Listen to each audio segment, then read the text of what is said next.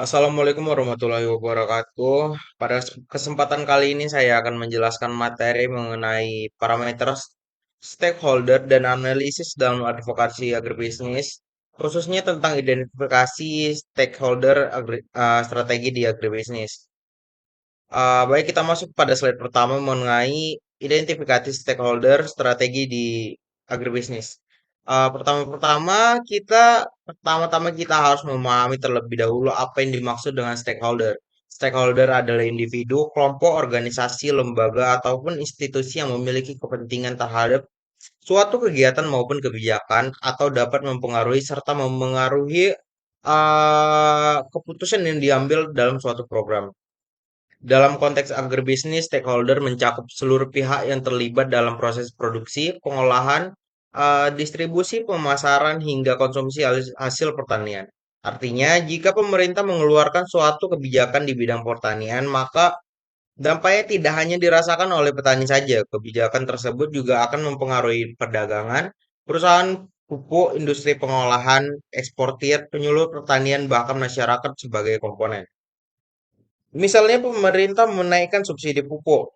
Keputusan ini tentu akan memberikan dampak positif kepada petani karena biaya produksi menjadi lebih rendah. Namun di sisi lain pemerintah harus menyediakan anggaran terlebih yang lebih besar. Distributor pupuk juga harus menyesuaikan mekanisme penyaluran agar pupuk benar-benar sampai kepada petani yang berhak.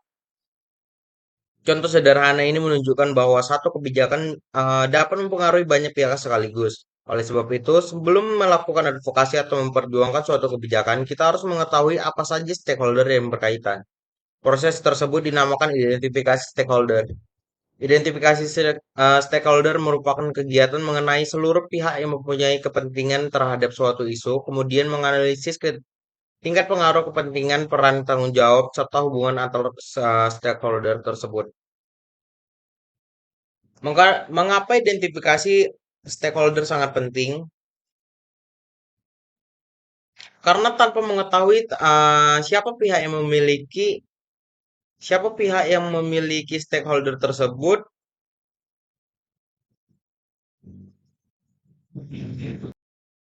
karena tanpa mengetahui siapa pihak yang memiliki kewenangan mengambil keputusan, advokasi yang dilakukan bisa menjadi tidak efektif. Sebagai contoh, apabila tidak ingin memperjuangkan pembangunan irigasi di suatu daerah, apakah cukup hanya berbicara kepada petani? Jawabannya tentu tidak.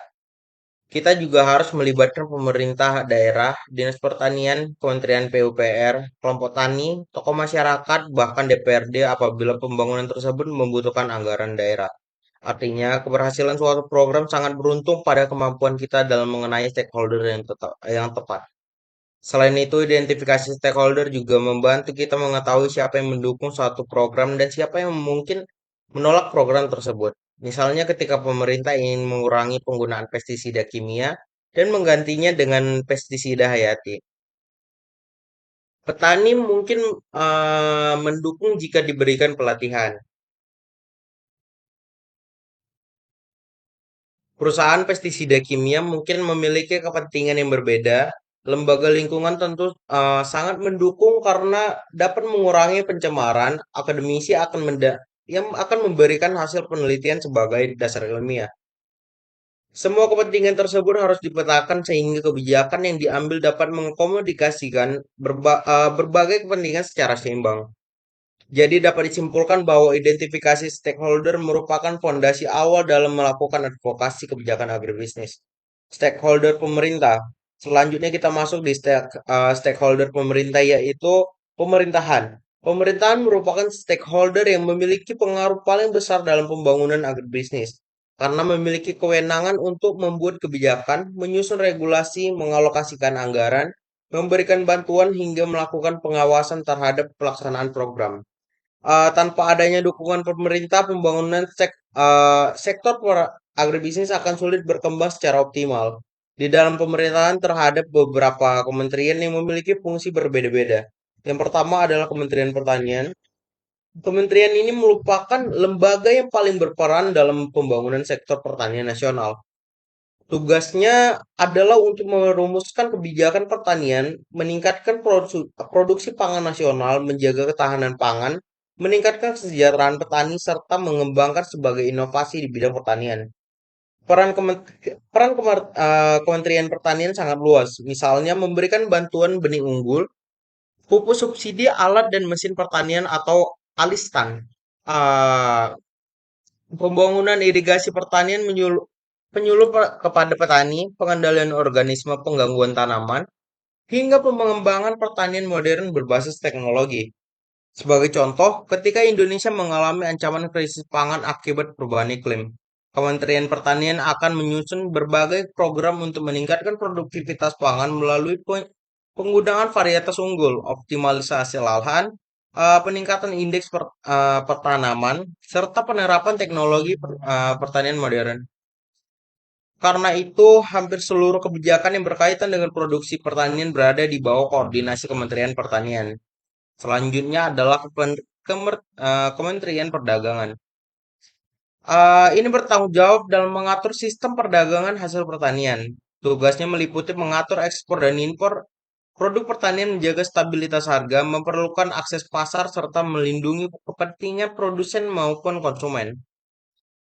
Mengapa stabilisasi harga sangat penting? Karena harga komoditas pertanian sering mengalami fluktuasi. Ketika produksi melimpah, harga bisa turun drastis sehingga petani mengalami kerugian. Sebaliknya, ketika produksi menurun, harga bisa naik tinggi sehingga memberatkan masyarakat. Disinilah peran Kementerian Perdagangan untuk menjaga keseimbangan antara kepentingan petani dan konsumen. Sebagai contoh, ketika produksi cabai meningkat tajam pada musim panen, pemerintah dapat membantu membuka akses pasar atau memperluas distribusi ke daerah lain harga yang tetap stabil. Sebaliknya, jika produksi berkurang, pemerintah dapat mengatur impor secara terbatas agar kebutuhan masyarakat dapat terpenuhi. Stakeholder berikutnya adalah Kementerian Keuangan. Seluruh program pembangunan memerlukan biaya, karena itu Kementerian Keuangan memiliki peran yang sangat penting dalam menyediakan anggaran negara. Kementerian ini mengatur berbagai kebijakan fiskal seperti subsidi pupuk, menjadi subsidi benih, bantuan alsintan, kredit usaha rakyat atau KUR, hingga insentif perpajakan bagi pelaku usaha agribisnis. Sebagai contoh, apabila pemerintah ingin meningkatkan produktivitas jagung nasional, maka dibutuhkan anggaran untuk membeli benih, pupuk, alat pertanian, pembangunan irigasi, pelatihan petani, hingga penelitian. Seluruh kebutuhan tersebut harus dapat dukungan anggaran dari Kementerian Keuangan. Tanpa anggaran yang cukup, kebijakan yang baik sekalipun akan sulit dilaksanakan. Selanjutnya adalah Kementerian Lingkungan Hidup dan Kehutanan. Pembangunan pertanian tidak boleh hanya mengejar hasil produksi, pembangunan juga harus memperhatikan aspek keberlanjutan lingkungan. Misalnya menjaga kesuburan tanah, melestarikan sumber daya air, mengurangi pencemaran pestisida, serta mencegah pembukaan lahan dengan cara membakar hutan. Kementerian ini berperan dengan menyusun kebijakan perlindungan lingkungan, konservasi hutan, pengelolaan limbah pertanian, serta pengawasan terhadap dampak lingkungan dari kegiatan agribisnis. Dengan demikian, pembangunan pertanian tidak hanya menguntungkan saat ini, tetapi juga tetap menjaga kelestarian sumber daya alam untuk generasi mendatang berikutnya. Terakhir adalah Kementerian Koperasi dan UKM. Di Indonesia, sebagian besar pelaku agribisnis merupakan usaha mikro, kecil, dan menengah. Oleh sebab itu, kementerian ini memiliki peran penting dalam memberikan pelatihan kewirausahaan, bantuan modal usaha, pengembangan koperasi petani, pendampingan manajemen usaha, hingga perlakuan akses pasar. Melalui koperasi, petani dapat memperoleh posisi tawar yang lebih kuat dibandingkan jika menjual harga panen secara individu. Koperasi juga dapat membantu petani memperoleh pupuk, benih, modal usaha, hingga akses pasar yang lebih luas. Bappenas dan pemerintah daerah, selain kementerian, terdapat stakeholder lain juga memiliki peranan yang penting. Yang pertama adalah Badan Perencanaan Pembangunan Nasional atau Bappenas. Bappenas bertugas menyusun untuk membangun nasional dalam jangka pendek, menengah maupun jangka panjang. Semua program pembangunan termasuk pembangunan agribisnis harus sesuai dengan rencana yang telah disusun oleh Bappenas. Misalnya, pemerintah memiliki target mencapai swabemda pangan. meningkatkan ekspor hasil pertanian, mengembangkan pertanian modern berbasis digital, atau meningkatkan kesejahteraan petani. Semua target tersebut dirancang terlebih dahulu oleh Bappenas agar pembangunan memiliki arah yang jelas, terukur, dan berkelanjutan. Selanjutnya adalah pemerintah daerah. Pemerintah daerah merupakan pihak yang langsung berinteraksi pada masyarakat. Mereka bertugas melakukan berbagai kebijakan pemerintah pusat sesuai dengan kondisi masing-masing daerah. Setiap daerah memiliki potensi yang berbeda. Ada daerah yang unggul dalam padi, jagung, kopi, sawit, kakao, maupun hortikultura. Karena itu, daerah harus mampu menyusun program yang sesuai dengan karakteristik wilayahnya. Pemerintah daerah juga bertanggung jawab menyediakan penyuluh pertanian, membangun jalan usaha tani, memperbaiki irigasi, memberikan bantuan kepada kelompok tani, hingga memfasilitasi pemasaran hasil pertanian. Dengan adanya kerjasama antar pemerintah pusat dan pemerintah daerah, pembangunan agribisnis dapat berjalan lebih efektif dan mampu meningkatkan kesejahteraan masyarakat. Identifikasi stakeholder strategi di agribisnis. Asosiasi dan organisasi petani pengusaha agribisnis. Baik, selanjutnya kita masuk pada stakeholder berikutnya, yaitu asosiasi dan organisasi petani maupun pengusaha agribisnis. Selain pemerintah, terdapat kelompok lain yang memiliki peranan yang tidak kalah penting dalam pembangunan agribisnis,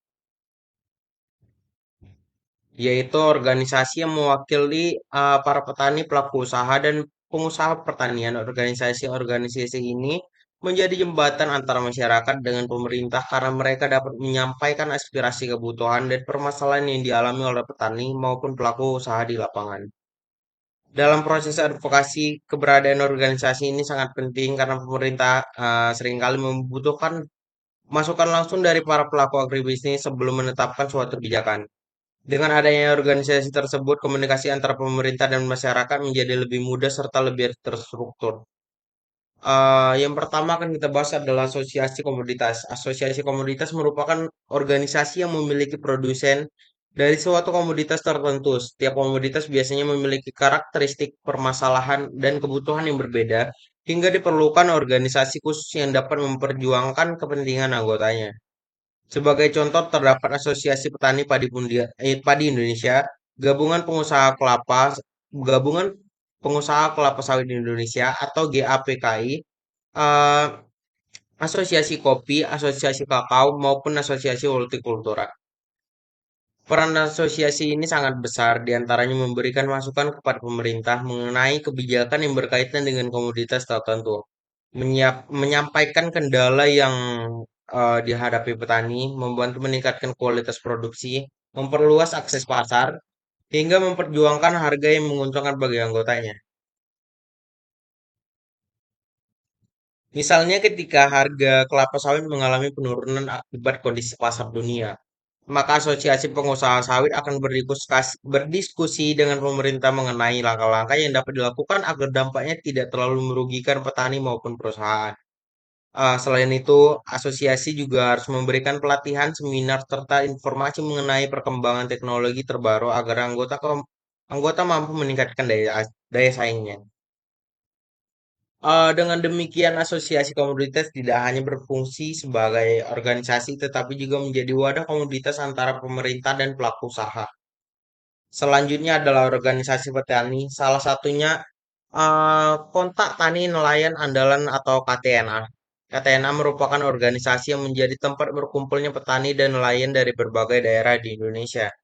Organisasi ini berfungsi menyampaikan aspirasi para petani kepada pemerintah mengenai berbagai persoalan yang mereka hadapi, seperti harga hasil panen yang terendah, kesulitan memperoleh pupuk, kerusakan irigasi, hingga kebutuhan untuk teknologi pertanian.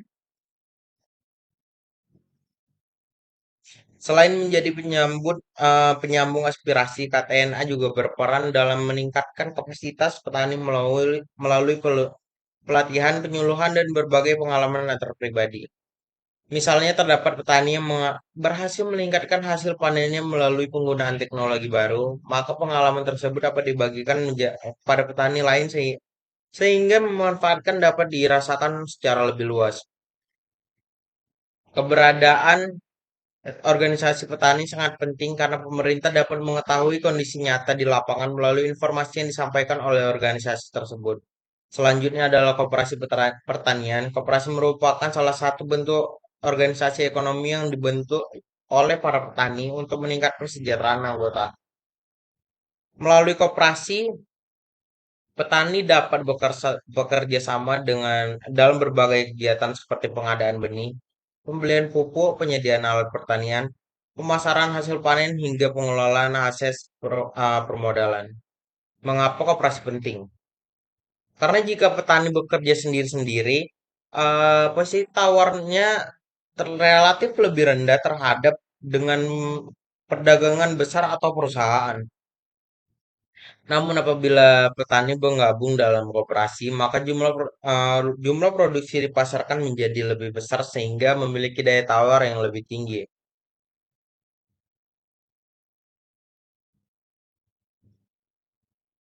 Semua target tersebut dirancang terlebih dahulu oleh Bappenas agar pembangunan memiliki arah yang jelas, terukur, dan berkelanjutan.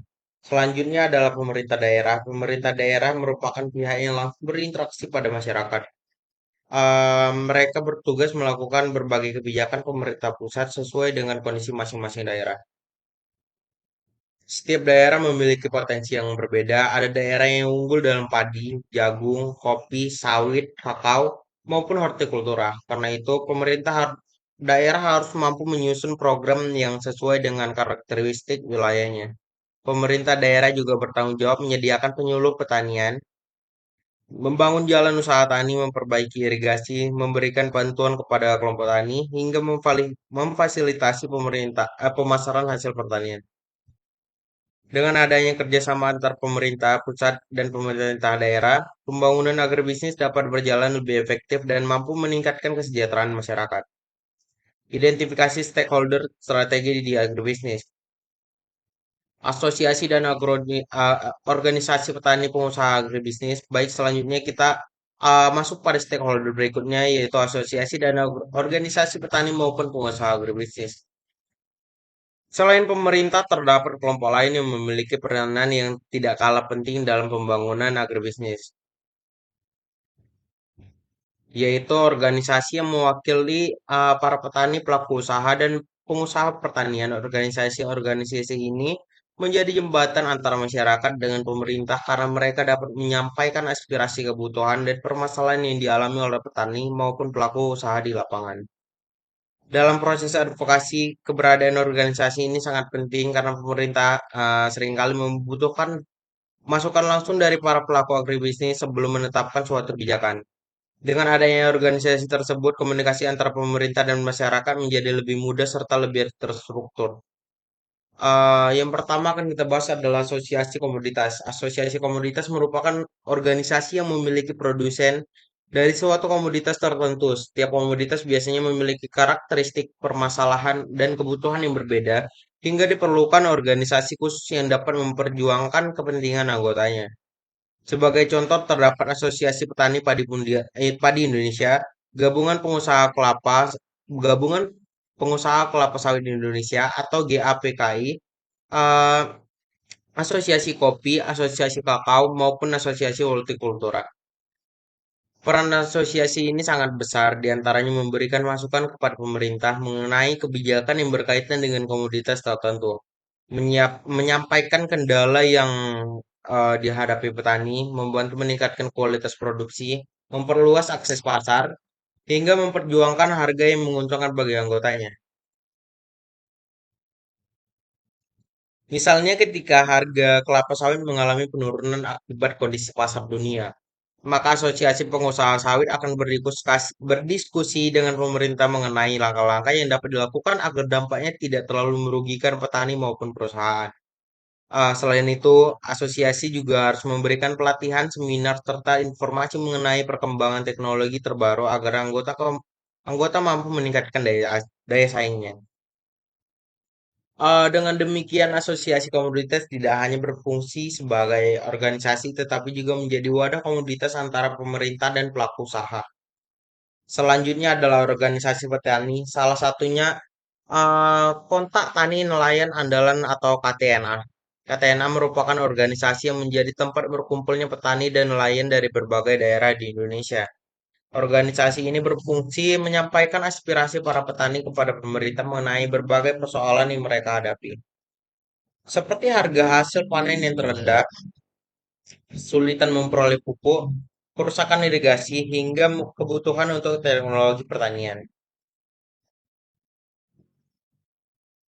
Selain menjadi penyambung aspirasi, KTNA juga berperan dalam meningkatkan kapasitas petani melalui pelatihan, penyuluhan, dan berbagai pengalaman antar pribadi. Misalnya terdapat petani yang berhasil meningkatkan hasil panennya melalui penggunaan teknologi baru, maka pengalaman tersebut dapat dibagikan pada petani lain sehingga memanfaatkan dapat dirasakan secara lebih luas. Keberadaan organisasi petani sangat penting karena pemerintah dapat mengetahui kondisi nyata di lapangan melalui informasi yang disampaikan oleh organisasi tersebut. Selanjutnya adalah koperasi pertanian. Koperasi merupakan salah satu bentuk organisasi ekonomi yang dibentuk oleh para petani untuk meningkatkan kesejahteraan anggota.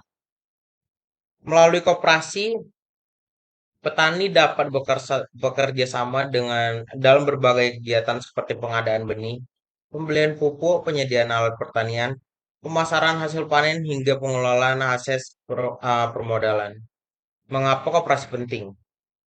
Karena jika petani bekerja sendiri-sendiri, posisi tawarnya relatif lebih rendah terhadap dengan perdagangan besar atau perusahaan. Namun apabila petani bergabung dalam koperasi, maka jumlah produksi dipasarkan menjadi lebih besar sehingga memiliki daya tawar yang lebih tinggi.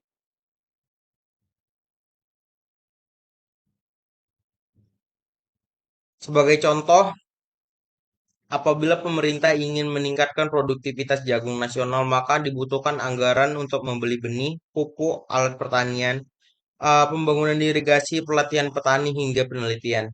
Seluruh kebutuhan tersebut harus dapat dukungan anggaran dari Kementerian Keuangan. Tanpa anggaran yang cukup, kebijakan yang baik sekalipun akan sulit dilaksanakan. Selanjutnya adalah Kementerian Lingkungan Hidup dan Kehutanan. Pembangunan pertanian tidak boleh hanya mengejar hasil produksi, pembangunan juga harus memperhatikan aspek keberlanjutan lingkungan. Misalnya menjaga kesuburan tanah, melestarikan sumber daya air, mengurangi pencemaran pestisida, serta mencegah pembukaan lahan dengan cara membakar hutan. Kementerian ini berperan dengan menyusun kebijakan perlindungan lingkungan, konservasi hutan, pengelolaan limbah pertanian, serta pengawasan terhadap dampak lingkungan dari kegiatan agribisnis. Dengan demikian, pembangunan pertanian tidak hanya menguntungkan saat ini, tetapi juga tetap menjaga kelestarian sumber daya alam untuk generasi mendatang berikutnya. Terakhir adalah Kementerian Koperasi dan UKM. Di Indonesia, sebagian besar pelaku agribisnis merupakan usaha mikro, kecil, dan menengah. Oleh sebab itu, kementerian ini memiliki peran penting dalam memberikan pelatihan kewirausahaan, bantuan modal usaha, pengembangan koperasi petani, pendampingan manajemen usaha, hingga perlakuan akses pasar. Melalui koperasi, petani dapat memperoleh posisi tawar yang lebih kuat dibandingkan jika menjual harga panen secara individu. Koperasi juga dapat membantu petani memperoleh pupuk, benih, modal usaha, hingga akses pasar yang lebih luas. Bappenas dan pemerintah daerah, selain kementerian, terdapat stakeholder lain juga memiliki peranan yang penting. Yang pertama adalah Badan Perencanaan Pembangunan Nasional atau Bappenas. Bappenas bertugas menyusun untuk membangun nasional dalam jangka pendek, menengah maupun jangka panjang. Semua program pembangunan termasuk pembangunan agribisnis harus sesuai dengan rencana yang telah disusun oleh Bappenas. Misalnya, pemerintah memiliki target mencapai swawemda pangan, meningkatkan ekspor hasil pertanian, mengembangkan pertanian modern berbasis digital, atau meningkatkan kesejahteraan petani. Semua target tersebut dirancang terlebih dahulu oleh Bappenas agar pembangunan memiliki arah yang jelas, terukur, dan berkelanjutan. Selanjutnya adalah pemerintah daerah. Pemerintah daerah merupakan pihak yang langsung berinteraksi pada masyarakat. Mereka bertugas melakukan berbagai kebijakan pemerintah pusat sesuai dengan kondisi masing-masing daerah. Setiap daerah memiliki potensi yang berbeda. Ada daerah yang unggul dalam padi, jagung, kopi, sawit, kakao, maupun hortikultura. Karena itu, daerah harus mampu menyusun program yang sesuai dengan karakteristik wilayahnya.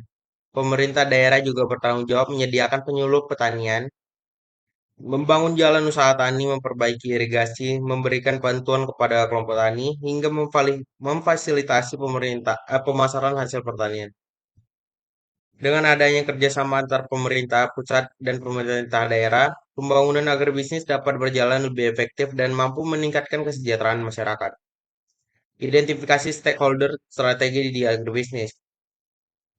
Asosiasi dan organisasi petani pengusaha agribisnis. Baik, selanjutnya kita masuk pada stakeholder berikutnya, yaitu asosiasi dan organisasi petani maupun pengusaha agribisnis. Selain pemerintah, terdapat kelompok lain yang memiliki peranan yang tidak kalah penting dalam pembangunan agribisnis, yaitu organisasi yang mewakili para petani, pelaku usaha, dan pengusaha pertanian. Organisasi-organisasi ini menjadi jembatan antara masyarakat dengan pemerintah karena mereka dapat menyampaikan aspirasi, kebutuhan, dan permasalahan yang dialami oleh petani maupun pelaku usaha di lapangan. Dalam proses advokasi, keberadaan organisasi ini sangat penting karena pemerintah seringkali membutuhkan masukan langsung dari para pelaku agribisnis sebelum menetapkan suatu kebijakan. Dengan adanya organisasi tersebut, komunikasi antara pemerintah dan masyarakat menjadi lebih mudah serta lebih terstruktur.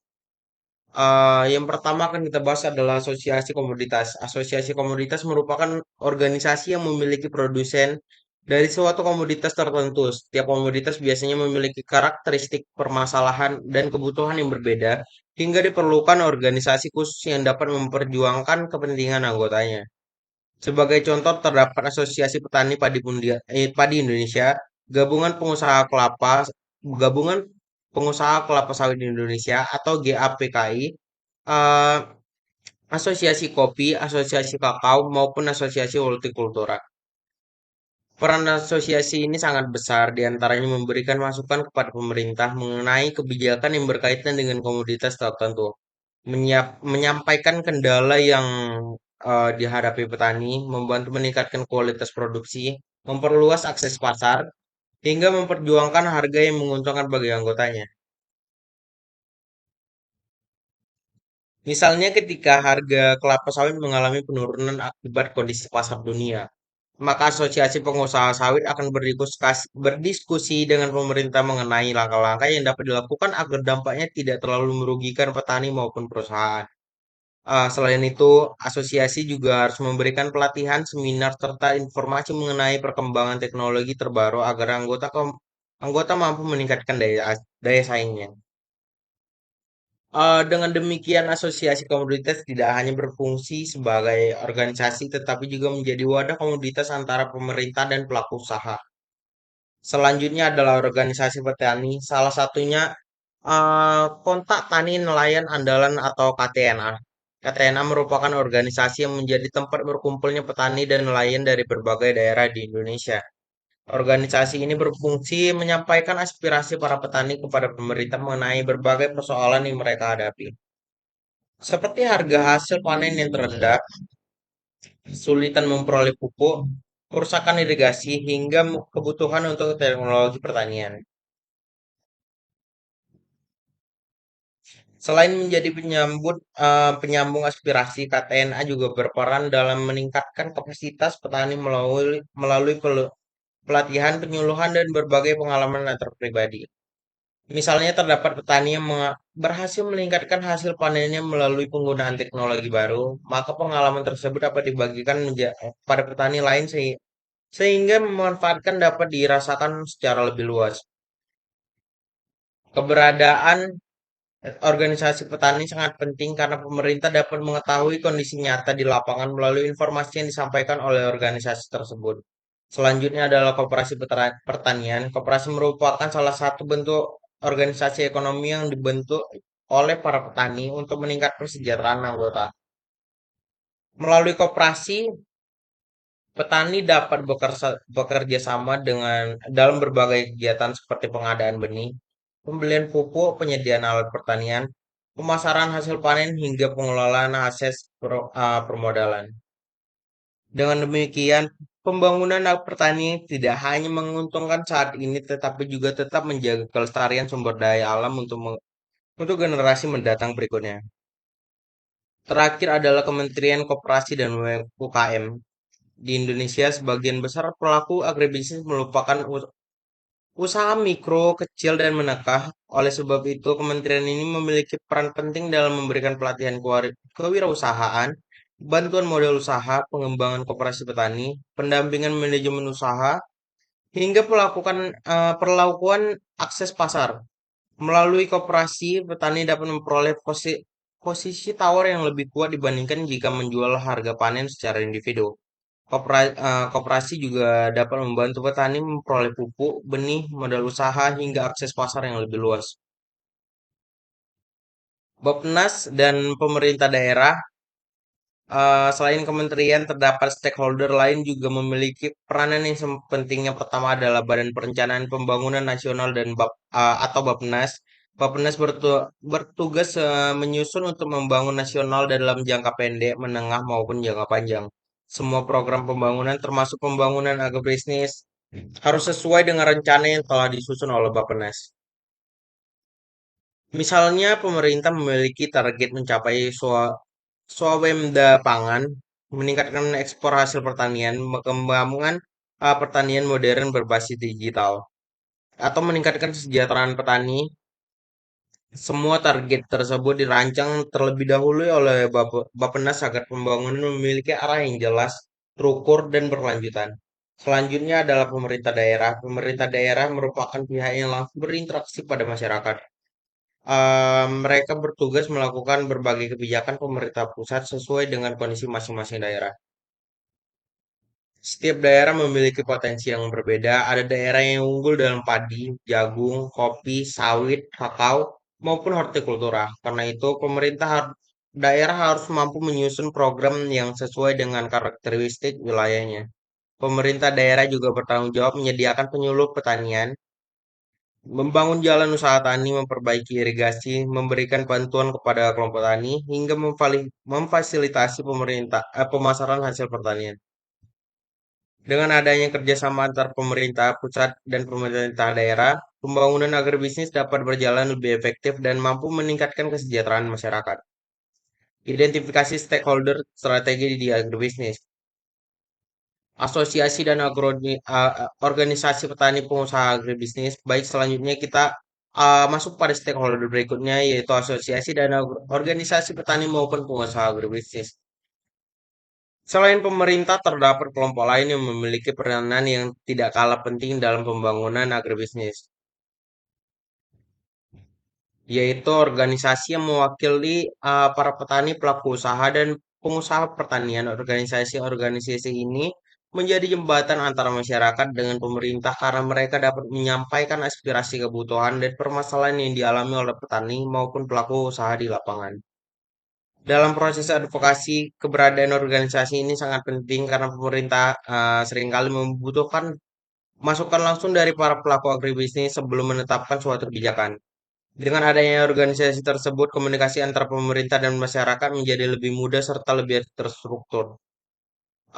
Yang pertama akan kita bahas adalah asosiasi komoditas. Asosiasi komoditas merupakan organisasi yang memiliki produsen dari suatu komoditas tertentu. Setiap komoditas biasanya memiliki karakteristik permasalahan dan kebutuhan yang berbeda, hingga diperlukan organisasi khusus yang dapat memperjuangkan kepentingan anggotanya. Sebagai contoh, terdapat Asosiasi Petani Padi Indonesia, Gabungan Pengusaha Gabungan Pengusaha Kelapa Sawit Indonesia atau GAPKI, eh, Asosiasi Kopi, Asosiasi Kakao, maupun Asosiasi Hortikultura. Peran asosiasi ini sangat besar, diantaranya memberikan masukan kepada pemerintah mengenai kebijakan yang berkaitan dengan komoditas tertentu, menyampaikan kendala yang dihadapi petani, membantu meningkatkan kualitas produksi, memperluas akses pasar, hingga memperjuangkan harga yang menguntungkan bagi anggotanya. Misalnya ketika harga kelapa sawit mengalami penurunan akibat kondisi pasar dunia, maka Asosiasi Pengusaha Sawit akan berdiskusi dengan pemerintah mengenai langkah-langkah yang dapat dilakukan agar dampaknya tidak terlalu merugikan petani maupun perusahaan. Selain itu, asosiasi juga harus memberikan pelatihan, seminar, serta informasi mengenai perkembangan teknologi terbaru agar anggota mampu meningkatkan daya saingnya. Dengan demikian, asosiasi komoditas tidak hanya berfungsi sebagai organisasi, tetapi juga menjadi wadah komoditas antara pemerintah dan pelaku usaha. Selanjutnya adalah organisasi petani, salah satunya Kontak Tani Nelayan Andalan atau KTNA. KTNA merupakan organisasi yang menjadi tempat berkumpulnya petani dan nelayan dari berbagai daerah di Indonesia. Organisasi ini berfungsi menyampaikan aspirasi para petani kepada pemerintah mengenai berbagai persoalan yang mereka hadapi, seperti harga hasil panen yang terendah, kesulitan memperoleh pupuk, kerusakan irigasi, hingga kebutuhan untuk teknologi pertanian. Selain menjadi penyambung aspirasi, KTNA juga berperan dalam meningkatkan kapasitas petani melalui pelatihan, penyuluhan, dan berbagai pengalaman antar pribadi. Misalnya terdapat petani yang berhasil meningkatkan hasil panennya melalui penggunaan teknologi baru, maka pengalaman tersebut dapat dibagikan pada petani lain sehingga memanfaatkan dapat dirasakan secara lebih luas. Keberadaan organisasi petani sangat penting karena pemerintah dapat mengetahui kondisi nyata di lapangan melalui informasi yang disampaikan oleh organisasi tersebut. Selanjutnya adalah koperasi pertanian. Koperasi merupakan salah satu bentuk organisasi ekonomi yang dibentuk oleh para petani untuk meningkatkan kesejahteraan anggota. Melalui koperasi, petani dapat bekerja sama dengan dalam berbagai kegiatan seperti pengadaan benih, pembelian pupuk, penyediaan alat pertanian, pemasaran hasil panen hingga pengelolaan aset permodalan. Mengapa koperasi penting? Karena jika petani bekerja sendiri-sendiri, posisi tawarnya relatif lebih rendah terhadap dengan perdagangan besar atau perusahaan. Namun apabila petani bergabung dalam koperasi, maka jumlah produksi dipasarkan menjadi lebih besar sehingga memiliki daya tawar yang lebih tinggi.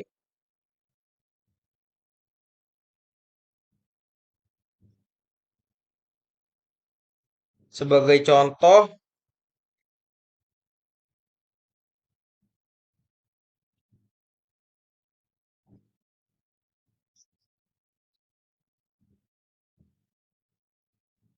koperasi dapat membeli pupuk dalam jumlah besar sehingga harga yang diperoleh lebih mudah dibandingkan apabila petani membeli secara individu.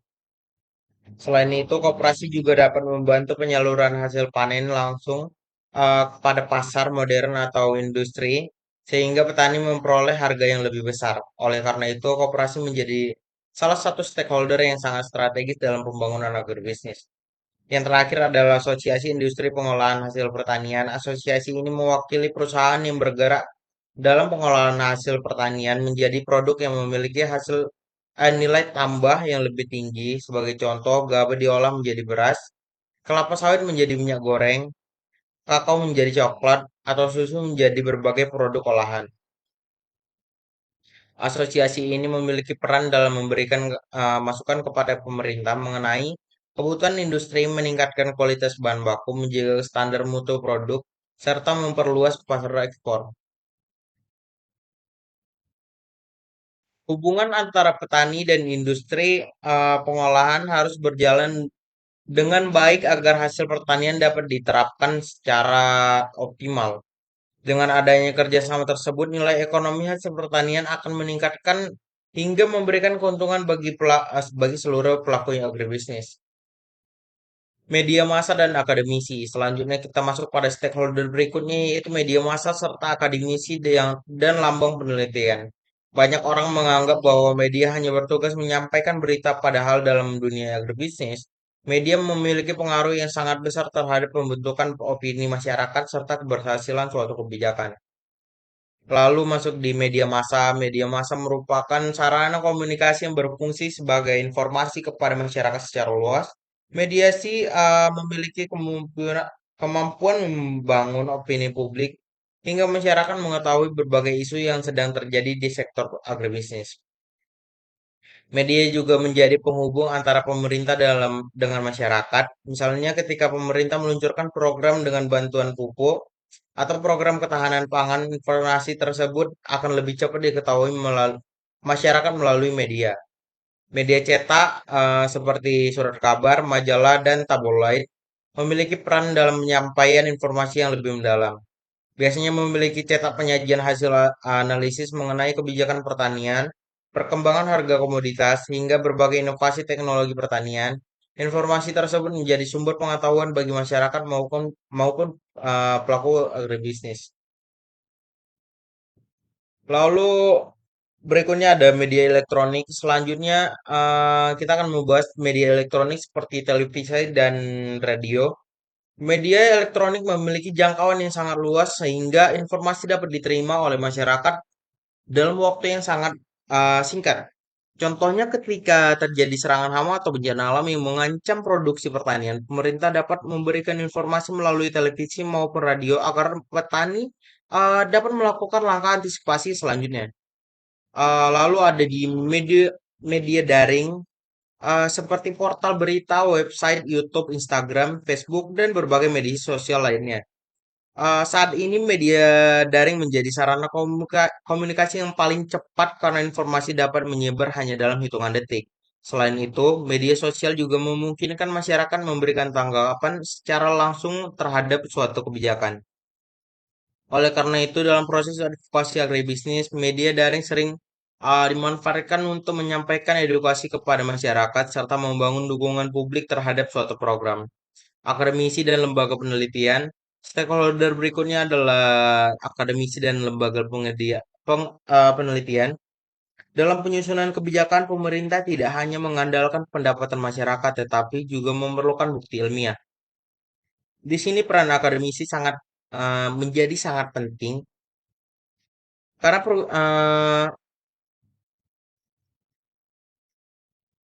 baik selanjutnya kita masuk di universitas. Perguruan tinggi melakukan penelitian mengenai berbagai persoalan agribisnis. Hasil penelitian tersebut kemudian digunakan sebagai dasar dalam menyusun kebijakan yang lebih tepat sasaran.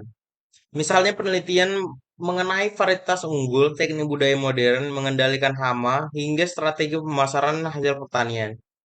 Sebagai mahasiswa agribisnis, kita juga harus termasuk sebagai bagian dari akademisi yang nantinya diharapkan mampu memberikan solusi terhadap berbagai persoalan pertanian. Lalu yang kedua itu ada lembaga penelitian. Selain universitas terdapat berbagai lembaga penelitian pemerintah maupun swasta. Lembaga penelitian menghasilkan data, analisis, rekomendasi kebijakan berdasarkan hasil riset yang telah dilakukan. Data yang akurat seperti Data yang akurat sangat penting agar kebijakan pemerintah benar-benar sesuai dengan koordinasi di lapangan. Lalu yang ketiga ada tenaga ahli dan konsultan. Terakhir, di tenaga ahli dan konsultan ini mereka memiliki keahlian khusus dalam berbagai bidang agribisnis, seperti manajemen usaha tani, pemasaran, teknologi pertanian, maupun pengembangan bisnis. Keahlian mereka sering digunakan untuk pemerintah maupun perusahaan dalam menyelesaikan berbagai persoalan di sektor agribisnis.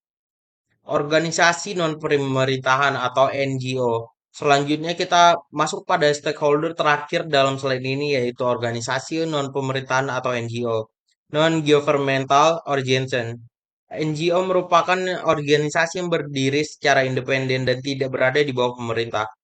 Walaupun demikian, peran NGO sangat besar dalam pembangunan agribisnis karena mereka sering menjadi pendamping masyarakat, memberikan edukasi, melakukan penelitian hingga mengawasi pelaksanaan kebijakan pemerintah. NGO juga sering menjadi pihak yang menyuarakan kepentingan kelompok masyarakat yang kurang dapat perhatian dari lingkungan luar. Yang pertama itu ada NGO lingkungan. NGO lingkungan berfokus pada pelestarian alam dan pembangunan pertanian yang berkelanjutan. Mereka mengawasi agar kegiatan pertanian tidak tidak merusak hutan, tanah, air maupun keanekaragaman hayati. Selain itu, mereka juga mendorong penggunaan teknologi yang lebih ramah lingkungan seperti pertanian organik dan pengurangan penggunaan pestisida kimia. Yang kedua itu ada NGO kesejahteraan petani. NGO ini berfokus pada peningkatan kesejahteraan petani. Mereka membantu petani memperoleh akses terhadap pelatihan, modal usaha, teknologi pasar, serta memperjuangkan hak-hak petani dalam memperoleh perlindungan hukum. Selain itu, NGO juga sering memberikan pendampingan kepada kelompok tani agar mampu mengembangkan usaha taninya secara mandiri. Yang ketiga ada NGO konsumen, terakhir adalah NGO yang bergerak di bidang perlindungan konsumen. Organisasi ini memperjuangkan hak masyarakat agar memperoleh produk pertanian yang aman, sehat, berkualitas, dan layak untuk dikonsumsi. Mereka juga melakukan pengawasan terhadap keamanan pangan, penggunaan bahan berbahaya, serta memberikan edukasi kepada masyarakat mengenai pentingnya memilih produk yang berkualitas. Tentu berikutnya saya membuatkan naskah presentasi yang panjang, mengalir dengan cocok untuk video presentasi ini.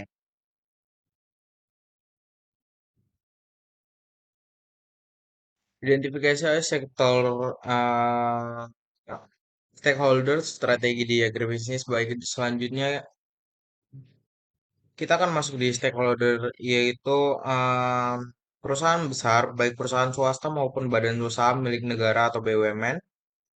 Jika pada pembahasan sebelumnya kita sudah membahas pemerintahan dan organisasi pertanian, media, akademisi, dan NGO, maka saat ini kita akan membahas pihak yang memiliki peran sangat besar dalam kegiatan bisnis pertanian, yaitu perusahaan-perusahaan yang bergerak di sektor agribisnis.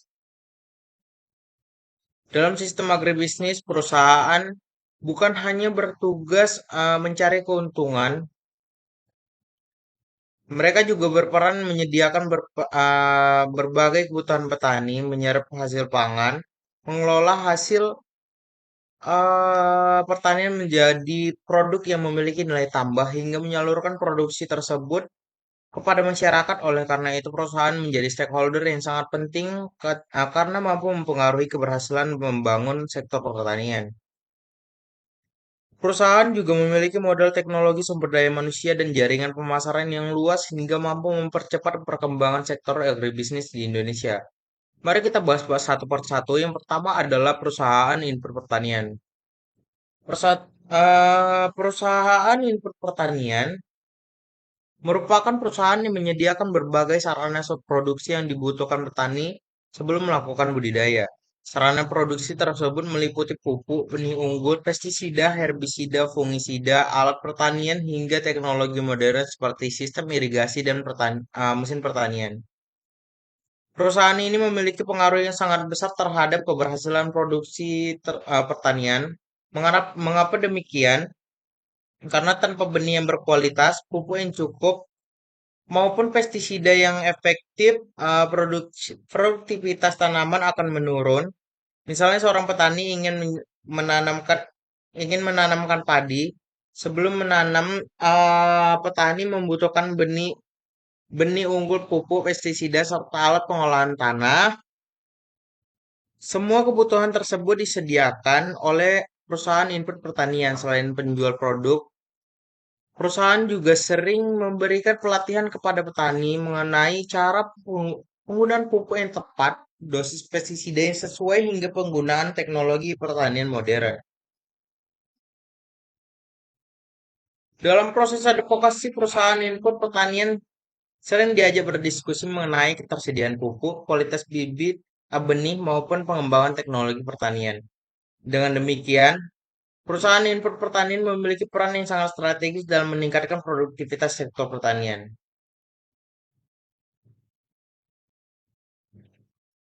Selanjutnya adalah perusahaan pengolahan hasil pertanian skala besar. Setelah hasil panen diperoleh, produksi pertanian biasanya tidak langsung dikonsumsi. Sebagian besar hasil pertanian harus melalui proses pengolahan agar memiliki nilai tambah yang lebih tinggi. Sebagai contoh, buah kelapa sawit diolah menjadi minyak goreng, tebu diolah menjadi gula, kopi diolah menjadi kopi bubuk, Susu diolah menjadi keju, yogurt, maupun susu kemasan. Perusahaan pengolahan inilah yang membeli hasil panen petani, kemudian mengolahnya menjadi produk hasil konsumsi. Perusahaan pengolahan memiliki peran yang sangat penting karena mereka menjadi pasar utama bagi hasil pertanian masyarakat. Apabila perusahaan berkembang dengan baik, maka hasil panen petani akan lebih mudah terserap sehingga pendapatan petani ikut meningkat. Namun sebaliknya, apabila industri pengolahan mengalami penurunan produktivitas, maka permintaan terhadap hasil pertanian juga akan menurun sehingga harga di tingkatkan petani dapat ikut menurun. Oleh sebab itu, hubungan antara petani dan industri pengolahan harus dijaga agar saling menguntungkan. Stakeholder berikutnya adalah perusahaan retail dan distribusi. Perusahaan ini berperan menyalurkan produksi pertanian dan produsen hingga sampai pada konsumen. Contohnya kepada supermarket, minimarket, distribusi besar, pasar modern, maupun perusahaan logistik. Mengapa distribusi sangat penting? Karena hasil pertanian memiliki sifat mudah rusak. Jika distribusi tidak berjalan dengan baik, maka banyak hasil panen yang akan rusak sebelumnya sampai kepada konsumen. Selain itu, perusahaan distribusi juga berpengaruh terhadap harga produksi pertanian. Dan yang terakhir adalah BUMN pangan. BUMN merupakan perusahaan yang yang dimiliki oleh negara dan memiliki tanggung jawab yang lebih besar dibandingkan perusahaan swasta karena tidak hanya mengejar keuntungan, tetapi juga melaksanakan tugas pelayanan kepada masyarakat. Salah satu contoh BUMN adalah Perum Bulog. Bulog memiliki peran yang sangat penting dalam menjaga stabilisasi harga panen nasional. Misalnya ketika harga beras turun drastis saat musim panen, Bulog dapat membeli gabah atau beras dari petani sehingga harga tidak jatuh terlalu rendah. Sebaliknya ketika terjadi kekurangan stok beras dan harga menjadi naik, Bulog dapat mengeluarkan cadangan beras pemerintah agar harga menjadi lebih stabil. Dengan cara tersebut, petani maupun konsumen sama-sama terlindungi selagi menjaga stabilitas harga. BUMN pangan juga bertanggung jawab menjaga cadangan pangan nasional agar kebutuhan masyarakat tetap terpenuhi ketika terjadi bencana alam, gagal panen maupun krisis pangan. Oleh karena itu, BUMN memiliki posisi yang sangat strategis dalam sistem agribisnis Indonesia.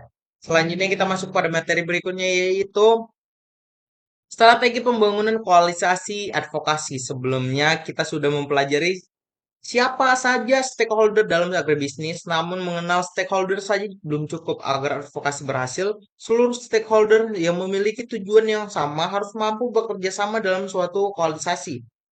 Lalu apa yang dimaksud dengan koalisasi advokasi? Koalisasi advokasi merupakan kerjasama atau aliansi yang terbentuk dalam berbagai stakeholder yang memiliki kepentingan dan tujuan yang sama terhadap suatu isu tertentu. Selanjutnya adalah perusahaan pengolahan hasil pertanian skala besar. Setelah hasil panen diperoleh, produksi pertanian biasanya tidak langsung dikonsumsi. Sebagian besar hasil pertanian harus melalui proses pengolahan agar memiliki nilai tambah yang lebih tinggi. Sebagai contoh, buah kelapa sawit diolah menjadi minyak goreng, tebu diolah menjadi gula, kopi diolah menjadi kopi bubuk, susu diolah menjadi keju, yogurt, maupun susu kemasan. Perusahaan pengolahan inilah yang membeli hasil panen petani, kemudian mengolahnya menjadi produk hasil konsumsi. Perusahaan pengolahan memiliki peran yang sangat penting karena mereka menjadi pasar utama bagi hasil pertanian masyarakat. Apabila perusahaan berkembang dengan baik, maka hasil panen petani akan lebih mudah terserap sehingga pendapatan petani ikut meningkat. Namun sebaliknya, apabila industri pengolahan mengalami penurunan produktivitas, maka permintaan terhadap hasil pertanian juga akan menurun sehingga harga di tingkatkan petani dapat ikut menurun. Oleh sebab itu, hubungan antara petani dan industri pengolahan harus dijaga agar saling menguntungkan. Stakeholder berikutnya adalah perusahaan retail dan distribusi. Perusahaan ini berperan menyalurkan produksi pertanian dan produsen hingga sampai pada konsumen. Contohnya kepada supermarket, minimarket, distribusi besar, pasar modern maupun perusahaan logistik. Mengapa distribusi sangat penting? Karena hasil pertanian memiliki sifat mudah rusak. Jika distribusi tidak berjalan dengan baik, maka banyak hasil panen yang akan rusak sebelumnya sampai kepada konsumen. Selain itu, perusahaan distribusi juga berpengaruh terhadap harga produksi pertanian. Dan yang terakhir adalah BUMN pangan. BUMN merupakan perusahaan yang yang dimiliki oleh negara dan memiliki tanggung jawab yang lebih besar dibandingkan perusahaan swasta karena tidak hanya mengejar keuntungan, tetapi juga melaksanakan tugas pelayanan kepada masyarakat. Salah satu contoh BUMN adalah Perum Bulog. Bulog memiliki peran yang sangat penting dalam menjaga stabilitasi harga panen nasional. Misalnya ketika harga beras turun drastis saat musim panen, Bulog dapat membeli gabah atau beras dari petani sehingga harga tidak jatuh terlalu rendah. Sebaliknya ketika terjadi kekurangan stok beras dan harga menjadi naik, Bulog dapat mengeluarkan cadangan beras pemerintah agar harga menjadi lebih stabil. Dengan cara tersebut, petani maupun konsumen sama-sama terlindungi selagi menjaga stabilitas harga. BUMN pangan juga bertanggung jawab menjaga cadangan pangan nasional agar kebutuhan masyarakat tetap terpenuhi ketika terjadi bencana alam, gagal panen maupun krisis pangan. Oleh karena itu, BUMN memiliki posisi yang sangat strategis dalam sistem agribisnis Indonesia. Selanjutnya kita masuk pada materi berikutnya yaitu strategi pembangunan koalisasi advokasi. Sebelumnya kita sudah mempelajari siapa saja stakeholder dalam agribisnis, namun mengenal stakeholder saja belum cukup agar advokasi berhasil. Seluruh stakeholder yang memiliki tujuan yang sama harus mampu bekerja sama dalam suatu koalisasi. Lalu apa yang dimaksud dengan koalisasi advokasi? Koalisasi advokasi merupakan kerjasama atau aliansi yang terbentuk dalam berbagai stakeholder yang memiliki kepentingan dan tujuan yang sama terhadap suatu isu tertentu. Tujuan utama pembentukan koalisasi adalah menyatukan kekuatan hingga upaya advokasi menjadi lebih efektif dibandingkan jika dilakukan sehari-hari. Misalnya, terdapat masalah mengenai rendahnya harga gabah. Jika hanya petani yang menyuarakan aspirasi, mungkin pengaruhnya masih terbatas. Namun, apabila petani bekerja sama dengan akademisi media, pemerintah daerah, koperasi, NGO, dan perusahaan pengolahan hasil pertanian, maka mereka akan menjadi jauh lebih kuat. Inilah yang disebut dengan koalisasi advokasi. Koalisasi juga memungkinkan setiap anggota memberikan kontribusi sesuai keahliannya. Misalnya akademisi menyediakan data penelitian, media membantu menyebarkan informasi kepada masyarakat, NGO yang melakukan pendampingan terhadap masyarakat. Pemerintah menyusun kebijakan, sedangkan perusahaan memberikan dukungan investasi maupun teknologi. Dengan adanya pembangunan peran tersebut, tujuan advokasi akan lebih mudah tercapai. Strategi pembangunan koalisasi advokasi pada slide ini dijelaskan dua langkah awal dalam membangun koalisasi advokasi. Yang pertama ada identifikasi tujuan bersama. Pertama dalam mengidentifikasi tujuan bersama, ini merupakan tahap yang paling penting karena seluruh anggota koalisasi harus memiliki visi dan tujuan yang sama. Tanpa tujuan yang sama, kerjasama akan sulit berjalan dengan baik. Misalnya, seluruh stakeholder sepakat ingin meningkatkan kesejahteraan petani melalui peningkatan harga jual hasil panen. Karena tujuan sudah lama, maka setiap pihak dapat bekerja sesuai perannya.